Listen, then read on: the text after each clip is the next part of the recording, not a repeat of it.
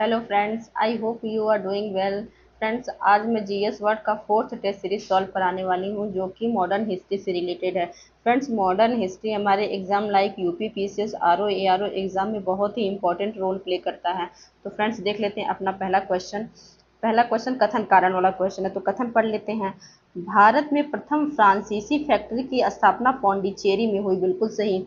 फ्रांसीसी east India company की स्थापना 1664 ईस्वी में हुई, बिल्कुल सही। ये दोनों कथन सही है, लेकिन दोनों में कोई कोरिलेशन नहीं है। मीन्स जो आर है एक ही व्याख्या नहीं करता है, तो आपका ऑप्शन कौन सा सही हो जाएगा? बी। ए और आर दोनों सत्य है, परंतु आर एक ही व्याख्या नहीं करता है। फिर नेक्स्ट क्वेश्चन देखते हैं। ये आपका मिलान वाला क्वेश्चन है, देख लेते हैं। इधर दिया है कोई घटना और इधर वर्ष। फ्रांसीसी ईस्ट इंडिया कंपनी की स्थापना ये हुई थी 1664 में। अंग्रेजी ईस्ट इंडिया कंपनी को चार्टर ये था आपका 1600 में। इलाहाबाद की प्रथम संधि 1765 में। फ्रेंड्स, जो इलाहाबाद की प्रथम संधि थी, ये बक्सर के युद्ध के बाद हुई थी। और बक्सर के युद्ध के बाद मुगल शासक शाह आलम द्वितीय और अंग्रेजों का जो नेतृत्व करता था लॉर्ड क्लाइव, इन दोनों के बीच हुई थी 1765 में। ये सही है। फिर बक्सर का युद्ध ये हुआ था आपका 1764 में। तो आपका आंसर कौन सा सही हो जाएगा? 1 2 3 4, ऑप्शन ए सही है। फिर नेक्स्ट क्वेश्चन देखते हैं। इलाहाबाद की संधि के तहत ईस्ट इंडिया कंपनी को बंगाल, बिहार एवं उड़ीसा की दीवानी प्राप्त हुई, बिल्कुल सही। जो 1764 में बक्सर का युद्ध हुआ था, उसके बाद 1765 में इलाहाबाद की संधि हुई। इसके तहत क्या किया गया? बंगाल, बिहार और उड़ीसा, इन तीनों की जो दीवानी थी यानी राजस्व था, वो प्राप्त करने का अधिकार अंग्रेजों को दे दिया गया था। अब अंग्रेज इन तीनों क्षेत्रों से राजस्व प्राप्त करते थे। इस संधि के समय मुगल सम्राट शाह आलम द्वितीय थे, बिल्कुल सही। यह संधि 1764 के बक्सर युद्ध के बाद हुई, बिल्कुल सही। तो आपका ऑप्शन सी सही हो जाएगा। 1 2 3 तीनों सही हैं। फिर नेक्स्ट क्वेश्चन देखते हैं। फिर मिलान वाला क्वेश्चन है। दीवानी अधिकार आर्थिक नियंत्रण। दीवानी अधिकार वही राजस्व से संबंधित होता है, तो राजस्व एक तरह का आर्थिक नियंत्रण, आर्थिक चीज है, तो आर्थिक नियंत्रण से ये रिलेटेड हो जाएगा। निजामत अधिकार ये फौजदारी अधिकार था, जैसे कि सैन्य एवं कानून व्यवस्था थी उसको निजामत अधिकार दिया गया था, इससे संबंधित था। द्वैध शासन बंगाल में लागू किया गया था।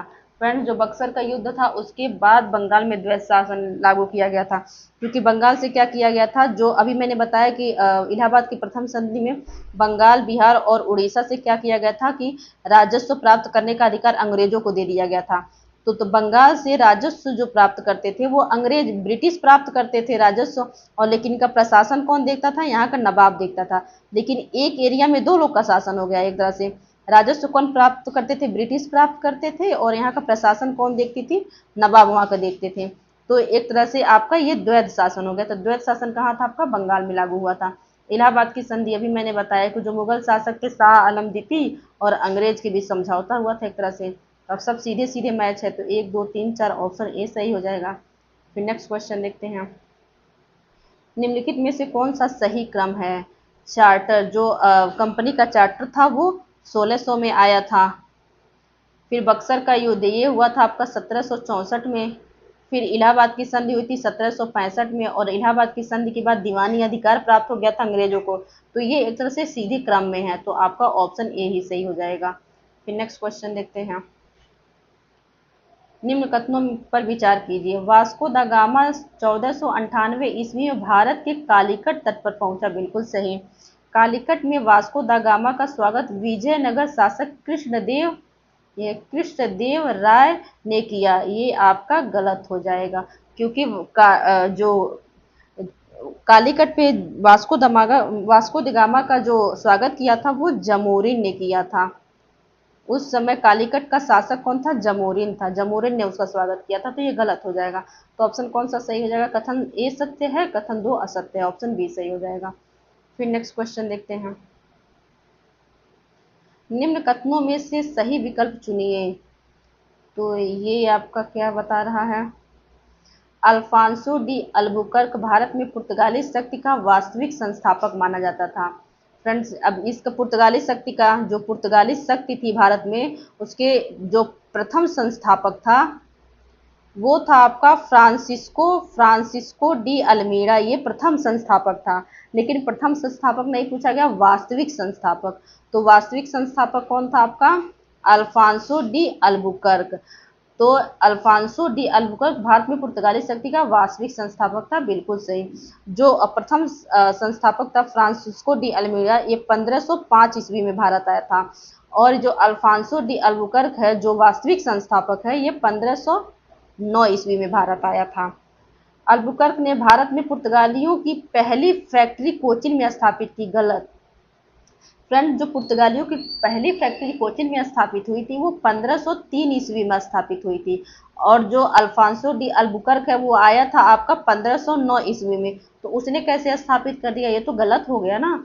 लेकिन जो ये कोचिन में जो फैक्ट्री स्थापित हुई थी, इसकी स्थापना जो स्टार्टिंग के जो पुर्तगाली व्यापारी आए थे उन्होंने स्थापना इसकी किया था। तो आपका कथन कौन सा सही हो जाएगा? पहला सत्य, दूसरा असत्य। ऑप्शन बी सही हो जाएगा। फिर नेक्स्ट क्वेश्चन देखते हैं। ये देखिए, निम्नलिखित कथनों पर विचार कीजिए। 1503 ईस्वी में पुर्तगालियों ने भारत में अपना पहला दुर्ग कोचीन में स्थापित किया। बिल्कुल सही।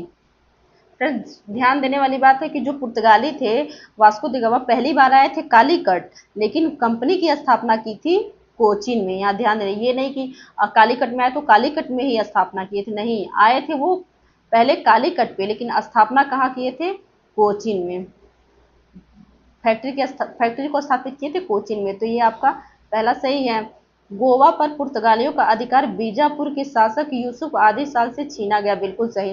फ्रेंड्स, जो अल्फांसो डी अल्बुकर्क था, जो 1509 में भारत आया, जो पुर्तगाली शक्ति का वास्तविक संस्थापक था, उसने 1510 ईस्वी में क्या किया? जो बीजापुर के शासक यूसुफ आदिल शाह थे, इनसे क्या किया? गोवा को छीन लिया तथा गोवा को अपनी राजधानी बनाया।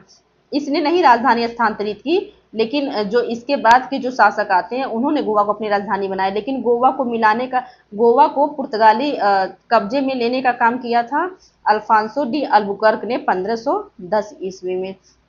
तो ये भी आपका सही हो जाएगा। तो आपका ऑप्शन कौन सा सही हो जाएगा? दोनों पूछा क्या है? असत्य नहीं, यानी सत्य है। तो ए और दोनों दोनों सत्य के कौन सा सही है? दोनों कथन सत्य है। यहाँ ये गलत होगा, दोनों कथन सत्य है। ऑप्शन ए सही हो जाएगा। फिर नेक्स्ट क्वेश्चन देखते हैं। निम्न कथनों में से कौन सा सत्य नहीं है, यानी असत्य है? पीटर मुंडी शाहजहां के शासनकाल में भारत आया। बिल्कुल सही। ये तामस नहीं है, थामस है। थामस पायस पुर्तगाली यात्री था। गलत। ये आपका ब्रिटिश था, ब्रिटिश यात्री था। तो ये गलत हो जाएगा। आपसे पूछा है असत्य, असत्य यही है। आगे भी पढ़ लेते हैं। डोमिंगो पायस विजयनगर काल का यात्री था। बिल्कुल सही। डोमिंगो पायस प्लस बारबोसा, ये क्वेश्चन पूछा गया है। डोमिंगो पायस और बारबोसा, ये जो विजयनगर के शासक राजा कृष्णदेव राय थे, उनके शासनकाल में आए थे सब। तो एक क्वेश्चन पूछा जाता है, राजा कृष्णदेव राय के शासनकाल में कौन कौन आए थे? डोमिंगो पायस और बारबोसा। फ्रांसिस बर्नियर भारत में अंग्रेजों के सॉरी फ्रांसिस बर्नियर भारत में औरंगजेब के समय आया था। बिल्कुल सही। तो आपका ऑप्शन कौन सा सही है? बी, क्योंकि गलत पूछा है। फिर नेक्स्ट क्वेश्चन देखते हैं। निम्नलिखित कथनों पे निम्नलिखित कथनों पर विचार कीजिए। 1717 ईस्वी के फरमान द्वारा अंग्रेजी ईस्ट इंडिया कंपनी को बंगाल, बिहार और उड़ीसा में मुक्त व्यापार की अनुमति प्राप्त हुई। बिल्कुल सही। फ्रेंड्स, जो 1717 ईस्वी में इसमें का मुगल शासक जो था फर्रुखसियार था। फर्रुखसियर ने क्या किया? फर्रुखसियर को एक बीमारी हो गई थी जिसकी इलाज कोई नहीं कर पा रहा था। तो 1717 में जॉन सरमन के नेतृत्व में एक अंग्रेजी शिष्टमंडल भारत आया, और उसमें एक वैद्य था जिसने वो फर्रुखसियर के जो बीमारी थी उसका इलाज कर दिया। तो इससे प्रसन्न होकर, इससे खुश होकर फर्रुखसियर ने क्या किया? अंग्रेजों को बंगाल, बिहार और उड़ीसा में मुक्त व्यापार की अनुमति दी थी। उन्होंने तो अंग्रेज क्या करते थे? उनको 3,000 रुपए वार्षिक क्या करते थे? मुगल शासक फर्रुखसियर को दे देते थे, और उसके बदले क्या करते थे? बंगाल, बिहार, उड़ीसा में मुक्त व्यापार करते थे। यह फरमान मुगल सम्राट फर्रुखसियर द्वारा किया गया। बिल्कुल सही। इस फरमान के अंतर्गत अंग्रेजों को 3,000 रुपए वार्षिक कर के बदले व्यापारिक अधिकार मिले। बिल्कुल सही भी मैंने बताया, 3,000 रुपए वार्षिक दे देते थे अंग्रेज मुगल बादशाह को। तो आपका ये तीनों कथन सही है, तो सही कथन चुनिए। तो आपका ऑप्शन कौन सा सही हो जाएगा? तीनों सी। ऑप्शन ए, कथन ए और दो तीन तीनों सही है, तो ऑप्शन सी सही हो जाएगा। फिर नेक्स्ट क्वेश्चन देखते हैं। निम्न कथनों पर विचार कीजिए। फ्रांसीसी ईस्ट इंडिया कंपनी की स्थापना 1664 ईस्वी में लुई 14वें के शासनकाल में हुई, बिल्कुल सही।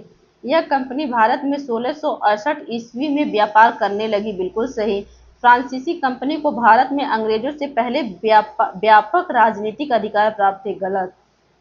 पुर्तगाल फ्रांसीसियों को व्यापारिक अधिकार प्राप्त ही नहीं हो पाए थे अंग्रेजों से पहले, ऐसे भी नहीं प्राप्त हो पाए थे, कोई भी राजनीतिक अधिकार फ्रांसीसियों को प्राप्त हुए ही नहीं थे।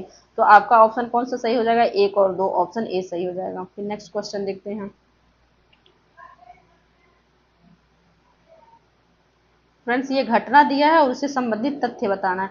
वांडीवास का युद्ध। फ्रेंड्स वांडीवास का युद्ध 1760 ईस्वी में हुआ, तो बहुत इंपॉर्टेंट है। इसमें क्या हुआ था? फ्रांसीसी शक्ति का पतन हो गया। इसमें फ्रांसीसियों और अंग्रेजों, ब्रिटिश के बीच युद्ध हुआ, जिसमें जो फ्रांसीसी थे वो हार गए और अपनी जितनी व्यापारिक कोठी थी और बहुत सारे जो सामरिक स्थल थे वो अंग्रेजों के दे दिए। तो अंग्रेजों ने इन फ्रांसीसियों पे विजय प्राप्त की वांडीवास के युद्ध के तहत, तो इससे फ्रांसीसी का पतन हो गया। ये बिल्कुल सही है, सीधे मैच कर रहा है। 1717 का फरमान, तो इसमें क्या किया गया था? वही फर्रुखसियर ने क्या किया था? 1717 के फरमान के द्वारा अंग्रेजों को बंगाल, बिहार और उड़ीसा में 3000 वार्षिक रुपए 3000 रुपए वार्षिक देने के बदले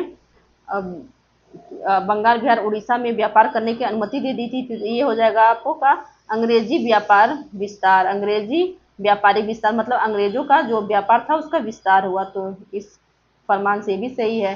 कर्नाटक का युद्ध, एंग्लो फ्रेंच संघर्ष। फ्रेंच जो ऑस्ट्रिया में उत्तराधिकार का युद्ध था, उसके कारण भारत में कर्नाटक का युद्ध हुआ, जिसमें अंग्रेज और फ्रांस आपस में लड़ गए। फ्रांसीसी असफलता, इसका क्या कारण था? जो शक्तिशाली अंग्रेजी नौसेना थी, अंग्रेजों के पास बहुत ही शक्तिशाली नौसेना थी, जिससे फ्रांसीसी उनसे हार गए। तो सब सीधे सीधे मैच है, तो आपका ऑप्शन कौन सा सही हो जाएगा? ए, एक दो तीन चार सब सीधे मैच है। फिर नेक्स्ट क्वेश्चन देखते हैं। निम्न कथनों पर विचार कीजिए। हैदर अली ने 1755 ईस्वी में डिंडीगल, तमिलनाडु में एक आधुनिक शस्त्रागार की स्थापना की, बिल्कुल सही। हैदर अली के शासनकाल में प्रथम आंग्ल मैसूर युद्ध हुआ। फ्रेंड्स बिल्कुल सही, प्रथम आंग्ल मैसूर युद्ध हुआ था आपका 1767 से 1769 तक हुआ था। तो ये हैदर अली के शासनकाल में हुआ था, ये भी सही है। तो आपका सही विकल्प क्या हो जाएगा? दोनों कथन सत्य है, ऑप्शन ए सही है। फिर नेक्स्ट क्वेश्चन देखते हैं।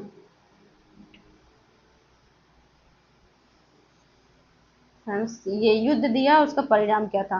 प्रथम आंग्ल मैसूर युद्ध। फ्रेंड्स प्रथम आंग्ल मैसूर युद्ध हुआ जो 1767 से 1769 तक ये हुआ था आपका। ये आपकी इसमें क्या हुआ था? जो हैदर अली था, हैदर अली के शासनकाल में ये युद्ध हुआ था, तो वो हैदर अली विजयी हुआ था, तो ये सीधे मैच कर रहा है। द्वितीय आंग्ल मैसूर युद्ध। द्वितीय आंग्ल मैसूर युद्ध आपका कब हुआ था? 1780 से 84 तक हुआ था। तो इसमें 82 में ही हैदर अली की मृत्यु हो जाती है, तो टीपू सुल्तान आगे इस युद्ध को कंटिन्यू करता है, तो इसमें हैदर अली की मृत्यु हो जाती है, भी सही है। तृतीय आंग्ल मैसूर युद्ध। तृतीय आंग्ल मैसूर जो युद्ध होता है वो आपका 1790 से 92 के बीच में होता है। तो टीपू सुल्तान जो उसका बेटा था वो युद्ध कंटिन्यू करता है, टीपू सुल्तान को क्षेत्रीय हानि होती है, बहुत हानि होती है, सीधे मैच कर रहा है।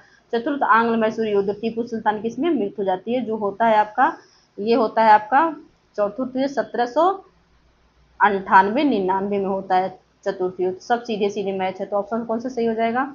एक दो तीन चार, ऑप्शन ए सही हो जाएगा। एक दो तीन चार। फिर नेक्स्ट क्वेश्चन देखते हैं। ये कथन कारण वाला क्वेश्चन है, देख लेते हैं। टीपू सुल्तान ने फ्रांस, तुर्की और फारस से राजनयिक संबंध स्थापित किए, बिल्कुल सही। वह भारत में अंग्रेजी शक्ति को रोकने के लिए अंतर्राष्ट्रीय समर्थन चाहता था, बिल्कुल सही। अंतर्राष्ट्रीय समर्थन चाहने के लिए उसने फ्रांस, तुर्की और फारस से राजनयिक संबंध स्थापित किए। तो कथन जो आर है ए की व्याख्या भी कर रहा है, तो आपका ऑप्शन ए सही हो जाएगा। ए और आर दोनों सही है, आर ए की सही व्याख्या करता है। फिर नेक्स्ट क्वेश्चन देखते हैं। निम्नलिखित कथनों पर विचार कीजिए। प्लासी के युद्ध के बाद अंग्रेजों ने बंगाल में नवाब का पद बनाए रखा, बिल्कुल सही। जो 1757 में प्लासी का युद्ध हुआ, तो उस समय सिराजुद्दौला नवाब थे। उसके बाद इस युद्ध के बाद कौन सा है? मिर्जाफर आया। मिर्जापुर के बाद मीर कासिम आया, तो ये जो था जो नवाब जो थे उनका पद बनाए रखा अंग्रेजों ने, तो ये सही है। अंग्रेजों ने नवाब को बनाए इसलिए रखा क्योंकि वे प्रत्यक्ष प्रशासनिक उत्तरदायित्व तो नहीं लेना चाहते थे, बिल्कुल सही।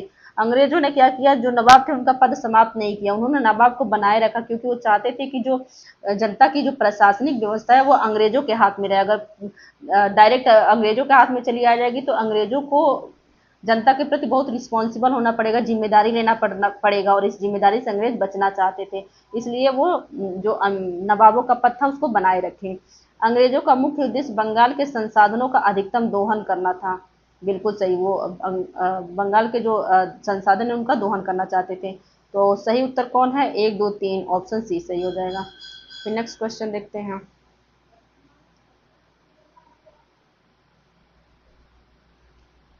ये व्यक्ति है, उसकी क्या भूमिका थी। मीर जाफर था पहला कठपुतली नवाब, बिल्कुल सही। सिराजुद्दौला की मृत्यु के बाद जो मीर जाफर था उसको अंग्रेजों ने नवाब बना दिया, एक तरह कठपुतली था, पहला कठपुतली यही बना। मीर कासिम प्रशासनिक सुधारक नवाब था, क्यों, क्योंकि जो क्या किया इसने, जो मीर कासिम था वो एक तरह से बहुत ही प्रशासनिक सुधार वाला नवाब था। वो अंग्रेजों से क्या चाहता था कि भारतीय प्रशासन को मुक्त कराना चाहता था। वो जो बंगाल की राजधानी जो मुर्शिदाबाद थी बंगाल में, उसको स्थानांतरित करके मुंगेर को अपनी राजधानी बनाया। मुंगेर को अपनी राजधानी बनाया मीर कासिम। और फिर जो अंग्रेज क्या करते थे, जो उनको परमिट मिला था कर मुक्त व्यापार करने का, तो वो क्या करते थे, उसका बहुत दोहन करते थे। तो मीर कासिम ने बंगाल के जो स्वदेशी नागरिक थे, मतलब देश के नागरिक थे, उनको क्या किया, उनको भी कहा कि आप भी कर मुक्त व्यापार कीजिए, जिससे अंग्रेज उसका दोहन न कर पाए, उसका दुरुपयोग न कर पाए उस परमिट का। तो ये बहुत सारे सुधार किया, तो ये सही है, इससे मैच कर रहा है। शाह आलम द्वितीय दीवानी अधिकार प्रदान करता। शाह आलम द्वितीय जो इलाहाबाद की प्रथम संधि जो 1765 में हुई थी बक्सर के युद्ध के बाद, तो उन्होंने क्या किया, बंगाल बिहार उड़ीसा में अंग्रेजों को दीवानी अधिकार प्रदान कर दिया, तो ये भी इससे मैच कर रहा है। लॉर्ड क्लाइव द्वैध शासन का प्रवर्तक। लॉर्ड क्लाइव को भारत में द्वैध शासन का प्रवर्तक कहा जाता है। तो आपका ऑप्शन कौन सा, सीधे सीधे मैच है, 1 2 3 4, ऑप्शन ए सही हो जाएगा। फिर नेक्स्ट क्वेश्चन देखते हैं।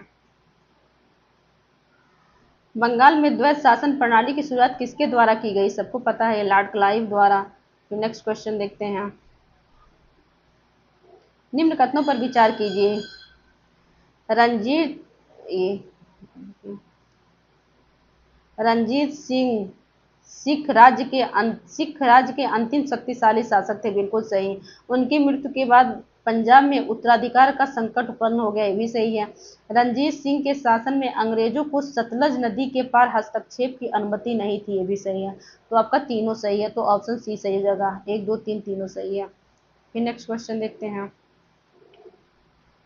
निम्न कथनों पर विचार कीजिए। अस्थाई बंदोबस्त की शुरुआत 1793 ईस्वी में लॉर्ड कॉर्नवालिस द्वारा की गई, बिल्कुल सही। जो अस्थाई बंदोबस्त को ही जमींदारी व्यवस्था भी कहते हैं। इस व्यवस्था में जमींदारों को भूमि का वास्तविक स्वामी बना दिया गया, ये भी सही है। इस व्यवस्था का उद्देश्य ब्रिटिश सरकार की आय को अस्थायी करना था, ये भी सही है। फिर आपका ये तीनों सही है। आपका ऑप्शन कौन सा सही हो जाएगा, सी, 1 2 3 तीनों सही है। फिर ये आपका ये मिलान वाला क्वेश्चन आ गया, देखते हैं। इलाहाबाद की संधि ये 1764 के बाद 1765 में हुई थी, ये इस पे मैच करेगा। मद्रास की संधि जो प्रथम आंग्ल मैसूर युद्ध हुआ था, जो 1767 से 1769 तक। फ्रेंड्स ये संधि कुछ ये जो युद्ध है ये बहुत इंपॉर्टेंट है, इनका सन जरूर याद होना चाहिए। 69 तक हुआ था, तो 69 में मद्रास की संधि से प्रथम आंग्ल मैसूर युद्ध समाप्त हुआ, तो मद्रास की संधि जगह 1769।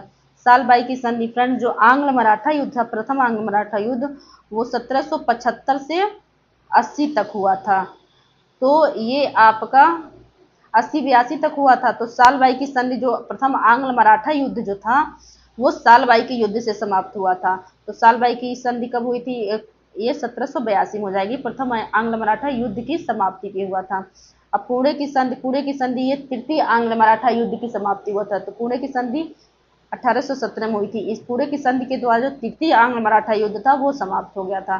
तो आपका ऑप्शन कौन सा सही हो जाएगा, ए का 2, यहाँ भी, बी का 1 यहाँ है, बहुत कहीं नहीं है, तो ऑप्शन ए सही हो जाएगा। फिर सीकती इमली का अचार। फिर नेक्स्ट क्वेश्चन देखते हैं, निम्न में से कौन सा कथन सत्य नहीं है यानी असत्य है। जगत सेठ बंगाल का प्रमुख साहूकार था, बिल्कुल सही, जिसने प्लासी के युद्ध में महत्वपूर्ण रोल निभाया अंग्रेजों के साथ मिलकर सिराजुद्दौला को हराने में। जगत सेठ ने प्लासी के युद्ध में अंग्रेजों का समर्थन किया, बिल्कुल सही। जगत सेठ को मुगल सम्राट द्वारा जगत सेठ की उपाधि दी गई, फर्रुखसियर ने ये उपाधि दी थी, बिल्कुल सही। जगत सेठ ने मीर कासिम का समर्थन किया, गलत। मीर कासिम जो था वो अंग्रेज विरोधी था और जो जगत सेठ था वो अंग्रेजों का समर्थक था। तो ये इस हिसाब से जो जगत सेठ था वो मीर कासिम का विरोधी हो गया, ना कि समर्थक। तो असत्य पूछा है तो असत्य ऑप्शन बी हो जाएगा। फिर नेक्स्ट क्वेश्चन देखते हैं हम, निम्नलिखित कथनों पर विचार कीजिए। भारत में अंग्रेजों का सबसे संगठित और दीर्घकालिक विरोध मराठों ने किया, बिल्कुल सही।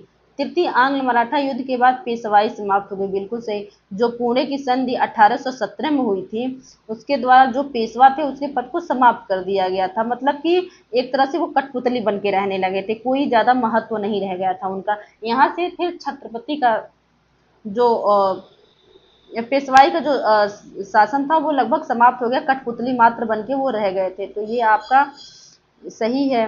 पेशवा बाजीराव द्वितीय को कानपुर के पास बिठूर में पेंशन दी गई, बिल्कुल सही।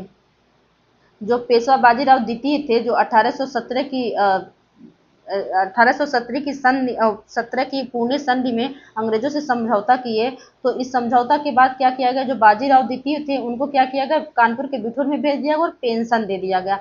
यही पेंशन न मिलने पर इनके जो दत्तक पुत्र थे, बाजीराव द्वितीय के दत्तक पुत्र नाना साहब थे, उन्होंने जो 1857 की क्रांति हुई थी उसका समर्थन किया, उसमें भाग लिया था। वो चाहते थे ये नाना साहब कि ये जो पेंशन है वो मतलब बाजीराव के जो दत्तक पुत्र थे नाना साहब इनको भी मिले, लेकिन अंग्रेजों ने इनको नाना साहब को देना बंद करने का घोषणा कर दिया। तो इसीलिए ये भी कथन सही है। तो फिर नेक्स्ट आपका ऑप्शन कौन सा सही हो जाएगा, सी 1 2 3। फिर नेक्स्ट क्वेश्चन देखते हैं,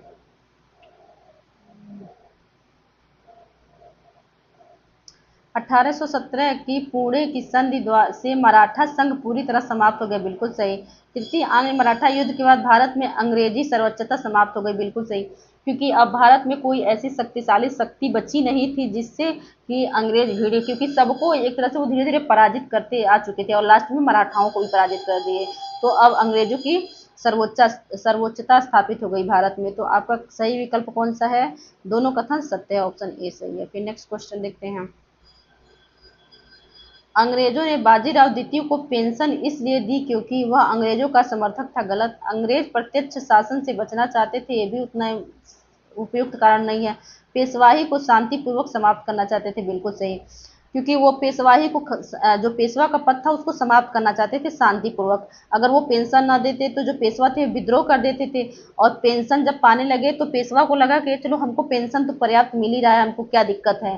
तो इस हिसाब से इस तरह से क्या किया अंग्रेजों ने, पेशवा का पद भी समाप्त कर दिया और पेशवा विद्रोह भी नहीं किए। तो पेशवाही को शांतिपूर्वक समाप्त करना अंग्रेजों का उद्देश्य था। तो ऑप्शन सी सही हो जाएगा। फिर नेक्स्ट क्वेश्चन देखते हैं, निम्न ये जूम कर लेते हैं, निम्न कथनों में से कौन सा सत्य नहीं है यानी असत्य है। लॉर्ड डलहौजी ने भारत में विलय नीति को व्यवस्थित रूप से लागू किया, बिल्कुल सही। डॉक्ट्रिन ऑफ लैप्स की नीति जो थी उसको लागू किया। सिक्किम, ये सिक्किम है, सिक्किम का विलय 1818 ईस्वी में डलहौजी के समय हुआ। फ्रेंड्स ये 1818 में नहीं, 1850 सॉरी 1848 में नहीं, 1850 में हुआ था। तो ये आपका एक तरह से गलत हो जाएगा। अब पूछा सत्य नहीं है तो ये सत्य नहीं है। फिर नेक्स्ट आगे देखते हैं, अवध का विलय प्रशासनिक कुशासन के आधार पर किया गया, बिल्कुल सही। 1856 में जो अवध का विलय किया गया था यह कुप्रशासन के आधार पर किया गया था, तो ये सही है। झांसी का विलय सैन्य पराजय के बाद किया गया, गलत। ये किया गया था जब झांसी में कोई लीगल उत्तराधिकारी नहीं था, क्योंकि झांसी की रानी के जो कोई अपनी संतान नहीं थी, दत्तक पुत्र था, और अंग्रेजों की ये नीति थी कि दत्तक पुत्र राज्य के वास्तविक उत्तराधिकारी नहीं होंगे। तो यही उनके जो विलय की नीति थी वही उसका यही आधार था कि अगर किसी राजा या रानी के अपने पुत्र होंगे वही उत्तराधिकारी बन सकते हैं, दत्तक पुत्र नहीं। तो ये सैन्य पराजय के बाद नहीं विलय किया गया था, उनके पास कोई लीगल उत्तराधिकारी नहीं था इसलिए विलय किया गया था। तो ये भी गलत हो जाएगा। तो फ्रेंड्स यहाँ दो ऑप्शन सही हो जाएंगे। फ्रेंड जो ये जीएस वर्ड का एक्सप्लेन आंसर है उसमें ये उत्तर दिया है, लेकिन ये तो सही है, लेकिन ये भी सही है क्योंकि जो सिक्किम का विलय है वो 1848 में नहीं किया गया था, 1850 में किया गया था। ये मैंने कई सोर्स से भी देखा है, सर्च किया इसको, क्रॉस चेक किया, तो ये 1850 है ना कि 1848। फ्रेंड्स ये क्वेश्चन पीसीएस में भी पूछा हुआ है, तो ये उसमें भी आंसर की में 1850 ही माना गया है पीसीएस के।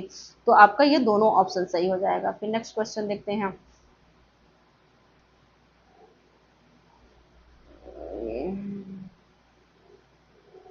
निम्नलिखित में से कौन सा कथन सत्य नहीं है यानी असत्य है? सहायक संधि प्रणाली का संबंध लॉर्ड वेलेजली से है, बिल्कुल सही। लॉर्ड वेलेजली ने ही सहायक संधि की प्रणाली को शुरुआत की। हैदराबाद सहायक संधि स्वीकार करने वाला पहला राज्य था, बिल्कुल सही। 1800 में इन्होंने हैदराबाद ने सहायक संधि को स्वीकार किया। जिन राज्यों ने सहायक संधि स्वीकार की वे स्वतंत्र विदेश नीति अपना सकते थे, गलत। फ्रेंड सहायक संधि में ये होता था, अगर कोई राज्य सहायक संधि अपना लेता था उसके साथ उसे अंग्रेजों की एक सेना रखनी पड़ती थी, और ये अंग्रेजी सेना के खर्चों का सारा जो वहन है वो भारतीय राजा करते थे। और अंग्रेजों ने गारंटी दी थी कि आपको जो विदेशी नीति है, जैसे किसी से युद्ध करना, किसी से शांति करना, ये हम देखेंगे, और बस आपको जो ये जो सेना है इसके खर्चों का निर्वहन करना, ये हमारी सेना आपके वहां रहेगी आपके खर्चे पे, और आपका जो युद्ध और शांति यानी विदेश नीति है वो हम देखेंगे। आप अपने इंटरनल मैटर में ही अपना देख रेख करिएगा, अपना प्रशासन चलाइएगा। जो आपकी विदेश नीति है वो अंग्रेजों के हाथों में चली गई। जो भारतीयों की विदेश नीति थी जिन्होंने सहायक संधि अपनाया था, तो यहाँ उल्टा दे दिया है। जो सहायक संधि स्वीकार की उन्हें स्वतंत्र विदेश नीति अपना ही नहीं सकते थे, क्योंकि विदेश नीति अब अंग्रेजों के हाथ में चली गई थी। सहायक संधि से भारतीय शासकों की सैन्य शक्ति समाप्त हो गई, बिल्कुल सही, क्योंकि इस संधि के तहत अंग्रेजों ने अपनी सेना भारतीय शासकों के वहां रख दी और कहा कि आप मेरी सेना का निर्वहन अपने खर्चों से करें। तो आपका ऑप्शन सी सही हो जाएगा, क्योंकि यही गलत है। फिर नेक्स्ट क्वेश्चन देखते हैं। निम्नलिखित में से कौन सा कथन सत्य नहीं यानी असत्य है? सिक्किम का विलय 1848 में हुआ था, फिर यहाँ 1848 या 1850 रहेगा, तो ये सत्य नहीं है, तो यही सत्य नहीं है। असत्य है तो असत्य ये हो गया। पंजाब का विलय 1849 में हुआ था, ये सही है। झांसी का विलय 1853 में हुआ था, ये भी सही है। अवध का विलय 1854 में नहीं हुआ था, 1856 में हुआ था कुप्रशासन के आधार पर, तो ये भी गलत है, तो यहाँ भी ऑप्शन सही हो जाएगा। फ्रेंड्स इसके आंसर में ये 1848 को सही माना गया, लेकिन 1848 सही नहीं है, 1850 है, तो इस हिसाब से ये दोनों आंसर गलत हैं, तो दोनों सही हो जाएंगे। फिर नेक्स्ट क्वेश्चन देखते हैं। निम्नलिखित कथनों पर विचार कीजिए। अस्थायी बंदोबस्त की व्यवस्था 1793 ईस्वी में लॉर्ड कॉर्नवालिस द्वारा लागू की, बिल्कुल सही। इस व्यवस्था में जमींदारों को भूमि का वास्तविक स्वामी माना गया, ये भी सही है। इस व्यवस्था का मुख्य उद्देश्य किसानों की स्थिति में सुधार करना था, गलत। तो इसका मुख्य उद्देश्य था जो अंग्रेजी कंपनी है उसको एक निश्चित आय मिलती रहे। तो ये आपका ऑप्शन कौन सा सही हो जाएगा? 1 और 2। सही उत्तर कौन सा होगा? 1 और 2 सही है। फिर नेक्स्ट क्वेश्चन देखते हैं। ये व्यवस्था दिया है, क्षेत्र या विशेषता इसका बताना है। अस्थाई बंदोबस्त यानी जमींदारी व्यवस्था कहाँ लागू हुई थी? बंगाल में हुई थी, तो 1 आपका 2 यहाँ भी है और यहाँ भी है। रैयतवाड़ी व्यवस्था सबको मालूम है, मद्रास और बम्बई में हुई थी, तो बी का 3 हो जाएगा, यहाँ भी है और ये इसमें बस यही है। फिर आपका ऑप्शन ए ही सही हो जाएगा। और आगे भी मिला लेते हैं। महालवाड़ी व्यवस्था जो है ये आपका उत्तर पश्चिमी भारत में थी, और अस्थाई बंदोबस्त का प्रवर्तक ही लॉर्ड कॉर्नवालिस था, तो सी का 1 हो जाएगा, डी का 4, ऑप्शन ए ही सही है। फिर नेक्स्ट क्वेश्चन देखते हैं।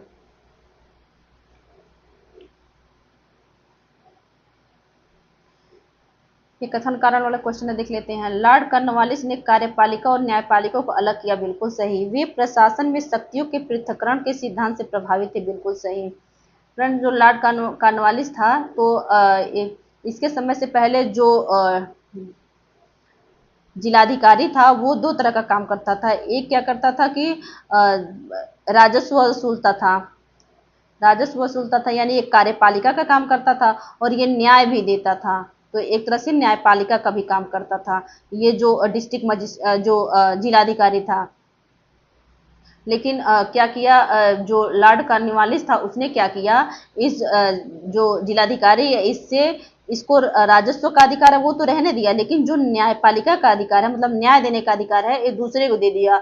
उसको कहा जाने लगा डिस्ट्रिक्ट मजिस्ट्रेट, यानी मजिस्ट्रेट को न्याय देने का अधिकार दिया। यानी शासन के जो दो अंग हैं, जो जिलाधिकारी है, तो वो सिर्फ क्या करेगा, आपको राजस्व वसूली करेगा, लेकिन जो दूसरा डिस्ट्रिक्ट मजिस्ट्रेट है, जो न्यायाधीश है, वो न्याय देना है। यानी दोनों का अलग अलग क्षेत्र है, दोनों अलग अलग क्षेत्र में अपना काम करेंगे। तो इसी को शक्ति का पृथक्करण कहते हैं। शक्ति का पृथक्करण का सिद्धांत यह है कि जो गवर्नमेंट के तीन अंग होते हैं, एक लेजिस्लेटिव, एग्जीक्यूटिव और ये जुडिशरी। तो ये जुडिशरी न्याय देती है, एग्जीक्यूटिव कानून व्यवस्था को लागू करती है, नियम को लागू करती है, और लेजिस्लेटिव लॉ बनाती है। तो ये आपका सब अपने अलग अलग क्षेत्र में काम करते हैं, कोई किसी में इंटरफेयर नहीं करता है। तो यही लॉर्ड कॉर्नवालिस ने क्या किया था, कार्यपालिका को न्यायपालिका से अलग किया था, और वे प्रशासन की शक्ति में शक्ति के पृथक्करण के सिद्धांत से प्रभावित थे। बिल्कुल सही। तो कथन ए सही है और आर ए की व्याख्या भी करता है। तो ऑप्शन ए सही हो जाएगा। ए और आर दोनों सही है, आर ए की सही व्याख्या करता है। फिर नेक्स्ट क्वेश्चन देख लेते हैं।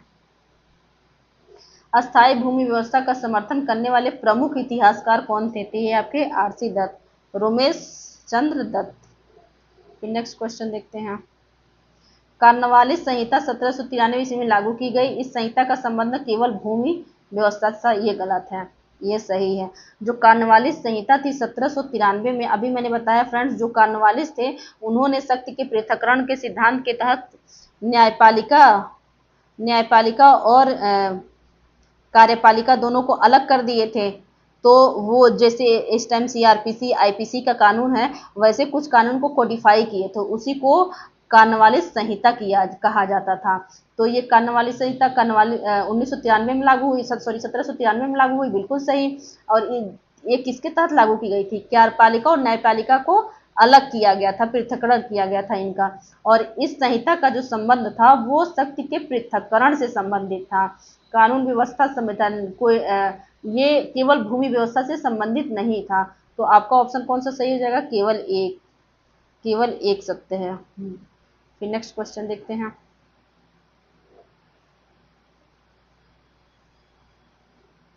निम्न कथनों पर विचार कीजिए। भारत में रेलवे का विकास औद्योगिक क्रांति के विस्तार से प्रत्यक्ष रूप से जुड़ा है। बिल्कुल सही। रेलवे के माध्यम से अंग्रेजों ने भारतीय कृषि को अंतर्राष्ट्रीय बाजार से जोड़ा। बिल्कुल सही। जैसे यहाँ के वस्तुओं को, कृषि उत्पादों को विश्व अंतर्राष्ट्रीय बाजार में ले जाते थे। जैसे नील का उत्पादन यहाँ बढ़ा, क्योंकि नील की जो खेती होती थी उसका उत्पादन करके अंग्रेज विदेशों में ले जाते थे, और वहाँ उससे डाई बनाया जाता था। रेलवे का मुख्य उद्देश्य भारतीयों को सस्ता यात्री परिवहन उपलब्ध कराना था। गलत। रेलवे का मुख्य उद्देश्य अंग्रेजों का जो व्यापार था उसको बढ़ाना था, और क्या करना, भारत में प्रशासनिक नियंत्रण स्थापित करना था। तो ये गलत हो जाएगा। तो सही उत्तर कौन सा हो जाएगा? 1 और 2, ऑप्शन ए सही है। फिर नेक्स्ट क्वेश्चन देखते हैं। निम्नलिखित में से कौन सा कथन सत्य नहीं है, यानी असत्य है? भारत में पहला छापा खाना पुर्तगालियों द्वारा गोवा में स्थापित किया गया। बिल्कुल सही। 1556 ईस्वी में पुर्तगालियों ने सबसे पहले भारत में प्रिंटिंग प्रेस की स्थापना की। तो ये बिल्कुल सही है। प्रेस के विकास से राष्ट्रीय चेतना के प्रसार में सहायता मिली। बिल्कुल सही। प्रारंभिक समाचार पत्रों का उद्देश्य पूर्णतः ब्रिटिश शासन का समर्थन करना था। गलत। ये ब्रिटिश शासन का विरोध करते थे। ऑप्शन सी सही होगा, गलत पूछा है। प्रेस ने सामाजिक सुधार आंदोलन को व्यापक मंच दिया, ये भी सही है। फिर नेक्स्ट क्वेश्चन देखते हैं। ये कथन कारण वाले क्वेश्चन है, कथन पढ़ लेते हैं क्या कह रहा है। दादा भाई नौरोजी ने भारत की आर्थिक दुर्दशा को धन निकास सिद्धांत, ड्रेन ऑफ वेल्थ, के माध्यम से समझाया। बिल्कुल सही। उनके अनुसार भारत की राष्ट्रीय आय का बड़ा भाग बिना किसी प्रतिफल के ब्रिटेन चला जाता है। बिल्कुल सही। तो ये कथन और कारण दोनों सही है, और जो कारण है कथन की व्याख्या भी करता है। तो ऑप्शन ए सही हो जाएगा। आर ए दोनों सही है, आर ए की सही व्याख्या करता है। फिर नेक्स्ट क्वेश्चन देखते हैं। निम्नलिखित कथनों पर विचार कीजिए। भारत में प्रथम ट्रेड यूनियन अधिनियम 1926 ईस्वी में पारित किया गया। बिल्कुल सही। इस अधिनियम द्वारा पंजीकृत ट्रेड यूनियनों को वैधानिक मान्यता प्राप्त हुई। बिल्कुल सही। इस अधिनियम का मुख्य उद्देश्य औद्योगिक उत्पादन को बढ़ाना था, न कि श्रमिकों के अधिकारों की रक्षा करना। गलत। ये औद्योगिक उत्पादन तो बढ़ाना था, साथ में श्रमिकों के अधिकारों की रक्षा हुई, जैसे वो कलेक्टिव बार्गेनिंग कर सकते थे, उनको लीगल स्टेटस मिल गया, तो उनके अधिकारों की रक्षा भी हुई। तो आपका ऑप्शन 1 और 2 सही होगा, ऑप्शन ए सही है। फिर नेक्स्ट क्वेश्चन देखते हैं। ब्रिटिश शासन एक अस्थायी व बढ़ता हुआ तथा लगातार बढ़ता हुआ विदेशी आक्रमण है, जो धीरे धीरे ही सही मगर पूरे देश को नष्ट कर रहा है। उपर्युक्त वक्तव्य किस भारतीय राष्ट्रवादी ने ब्रिटिश शासन के संदर्भ में कहा है? तो ये कहा था आपका दादा भाई नौरोजी ने। फिर नेक्स्ट क्वेश्चन देखते हैं। फिर कथन कारण वाले क्वेश्चन हो गए, कथन पढ़ लेते हैं। ब्रिटिश शासन में भारतीय कृषक वर्ग की स्थिति निरंतर कमजोर होती गई। बिल्कुल सही। ब्रिटिश सरकार ने अधिकतम राजस्व प्राप्त करने के उद्देश्य से कठोर भू राजस्व नीति अपनाई। बिल्कुल सही। ए और आर दोनों सही है, आर ए की सही व्याख्या करता है, ऑप्शन ए सही हो जाएगा। फिर नेक्स्ट क्वेश्चन देखते हैं।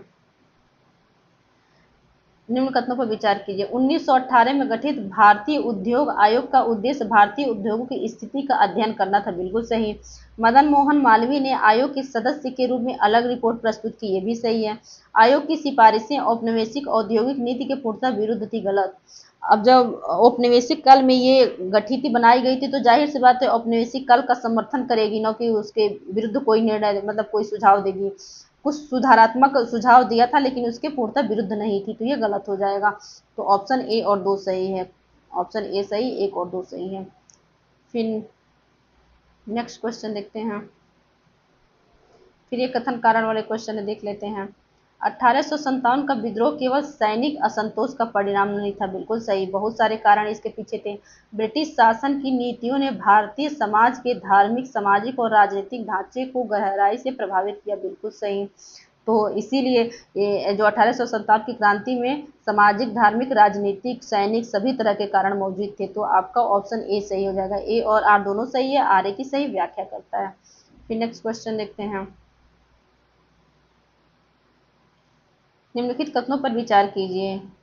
बिहार में 1857 के विद्रोह का नेतृत्व कुंवर सिंह ने किया। बिल्कुल सही। बिहार में ये आपका जगदीशपुर से किए थे। कुंवर सिंह को उनकी बहादुरी और सैन्य नेतृत्व के कारण बिहार का सिंह कहा जाता है। बिल्कुल सही। बिहार का विद्रोह केवल शहरी क्षेत्रों तक सीमित था। गलत। यह पर ग्रामीण क्षेत्रों तक भी प्रसार इसका हुआ था, तो यह गलत हो जाएगा। तो ऑप्शन ए सही होगा। कथन ए और 2 सही है, ऑप्शन ए सही। 1 और 2 दोनों सही है। फिर नेक्स्ट क्वेश्चन देखते हैं। निम्न कथनों पर विचार कीजिए। 1857 के विद्रोह का तात्कालिक कारण चर्बी लगे कारतूस थे। बिल्कुल सही। यह कारण विद्रोह के सामाजिक आर्थिक आधारों से पूर्णतः असंबंधित था। गलत। ये पूर्णतः संबंधित था। जो चर्बी लगे कारतूस थे, वो एक तरह से उस समय सामाजिक मान्यता थी कि जो हिंदू धर्म के लोग हैं वो गाय की चर्बी से बने कारतूस का यूज नहीं करेंगे। तो ये एक तरह से वहाँ की सामाजिक मान्यता थी ऐसी। तो ये दोनों एक दूसरे से संबंधित हैं। इसमें दे दिया पूर्णतः असंबंधित है, तो ये गलत हो जाएगा। तो आपका ऑप्शन कौन सा सही हो जाएगा? केवल एक सत्य है, ऑप्शन बी सही है। फिर नेक्स्ट क्वेश्चन देखते हैं। निम्नलिखित कथनों पर 1857 के विद्रोह के प्रारंभ का सही कालक्रम में निर्धारित कीजिए। तो 10 मई 1857 को जो क्रांति हुई थी, वो आपकी मेरठ में पहले हुई। मेरठ के बाद विद्रोही चले गए दिल्ली। दिल्ली में वहाँ मुगल शासक थे बहादुर शाह जफर, उसको भारत का सम्राट घोषित किए, तो दिल्ली गए। उसके बाद कानपुर का विद्रोह हुआ। तो 1, 2, 3 ऑप्शन और ए सही हो जाएगा। फिर नेक्स्ट क्वेश्चन देखते हैं। निम्न कथनों पर विचार कीजिए। लखनऊ में 1857 का विद्रोह का नेतृत्व बेगम हजरत महल ने किया। बिल्कुल सही। उन्होंने अपने पुत्र बिरजिस कादिर को अवध का नवाब घोषित किया। ये भी सही। लखनऊ का विद्रोह केवल सैनिकों तक सीमित रहा। गलत। ये नागरिक भी इसमें शामिल हुए।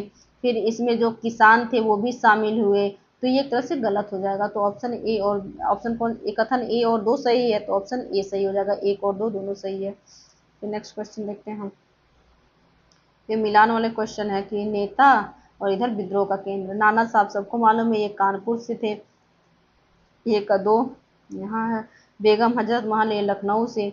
बी का 1, यहाँ यही दोनों मैच हुआ तो ऑप्शन ए सही हो जाएगा। सी का 3, ये कुंवर सिंह बिहार से, तो बिहार के जगदीशपुर से। मौलवी अहमदुल्ला फैजाबाद से, तो ये आपका ऑप्शन ए सही हो जाएगा। फिर नेक्स्ट क्वेश्चन देखते हैं। अधिकांश जनजाति विद्रोह का सामान्य कारण औपनिवेशिक शासन द्वारा पारंपरिक सामाजिक आर्थिक संरचना को तोड़ना था। बिल्कुल सही। जनजातीय क्षेत्रों में बाहरी महाजनों, ठेकेदारों और मिशनरियों का प्रवेश विद्रोह का प्रमुख कारण बना। बिल्कुल सही। जनजातीय विद्रोह मुख्यतः आधुनिक राष्ट्रीय चेतना से प्रेरित थे। गलत। जनजातियों में आधुनिक राष्ट्रीय चेतना का प्रसार नहीं हुआ था, ये गलत हो जाएगा। तो आपका ऑप्शन कौन सा सही हो जाएगा? ए। कथन 1 और 2 दोनों सही हैं, तो आपका ए ही सही होगा, 3 नहीं सही है। फिर नेक्स्ट क्वेश्चन देखते हैं। ये कथन कारण वाले क्वेश्चन है। जनजाति विद्रोहों की तीव्रता 19वीं शताब्दी में अधिक हो गई। बिल्कुल सही। ब्रिटिश शासन ने वन कानूनों और नई भूमि व्यवस्था के माध्यम से जनजातियों के जीवन आधार को नष्ट कर दिया। बिल्कुल सही। जो जनजातीय थे वो मूल रूप से अपने आर्थिक जीवन के लिए वनों पे निर्भर थे। और जब वन से संबंधित जब कानून लागू हो गए तो वन से संबंधित जो उनके अधिकार थे, जैसे लकड़ी बोना, वहाँ लकड़ियों को चुनना, वन उत्पाद इकट्ठा करना, ये सारे कार्यों से जनजातियों को वंचित कर दिया गया। तो एक तरह से क्या करता है, आर जो है एक ही व्याख्या भी कर रहा है। तो कथन ए सही, ऑप्शन ए सही हो जाएगा। आर ए दोनों सही है, आर ए की सही व्याख्या करता है। फिर नेक्स्ट क्वेश्चन देखते हैं। निम्न कथनों में से कौन सा सत्य नहीं यानी असत्य है? संथाल विद्रोह का प्रमुख कारण महाजनों साहूकारों का शोषण था। बिल्कुल। संथाल विद्रोह आपका ये हुआ था 1855-56 में सिद्धू कानू के द्वारा। सिद्धू कानू ने जो महाजनों और साहूकारों का विरुद्ध शोषण था उसके विरुद्ध क्या किए, विद्रोह कर दिए। तो ऑप्शन ये सही है। पावना आंदोलन जो 1873 से 76 के बीच में हुआ था, इसका था पावना आंदोलन का स्वरूप अपेक्षाकृत शांतिपूर्ण था, ये भी सही है। नील विद्रोह सीधे ब्रिटिश सरकार के विरुद्ध राजनीतिक आंदोलन था। गलत। ये राजनीतिक आंदोलन नहीं था। नील विद्रोह जो 1859-60 में हुआ था, इनमें जो नील किसान थे वो यूरोपीय जो नीलहे थे, जो नील की खेती के लिए किसानों को बाध्य कर रहे थे, उनके विरुद्ध ये एक तरह का विद्रोह था, न कि राजनीतिक आंदोलन था सरकार के विरुद्ध। ये गलत हो जाएगा। जनजातीय विद्रोहों में भूमि प्रश्न केंद्रीय मुद्दा था, ये भी सही है। तो आपका ऑप्शन पूछा है गलत, तो गलत कौन सा हो जाएगा? सी। फिर नेक्स्ट क्वेश्चन देखते हैं। निम्नलिखित कथनों पर विचार कीजिए। पावना आंदोलन का मुख्य उद्देश्य अवैध लगान वृद्धि का विरोध करना था। बिल्कुल सही। तेभागा आंदोलन में किसानों ने फसल का 2/3 हिस्सा अपने पास के लिए मांगा और जो 1/3 था वो जो जमींदार थे उनको देने के लिए कहा। तो बिल्कुल सही, ये भी सही है। सभी किसान आंदोलन हिंसक स्वरूप के थे। गलत। ये हिंसक नहीं थे। तो आपका ऑप्शन कौन सा सही हो जाएगा? ए। 1 और 2 दोनों सही है। फ्रेंड्स, यहाँ अपना वीडियो समाप्त करते हैं, फिर मिलते हैं नेक्स्ट वीडियो में।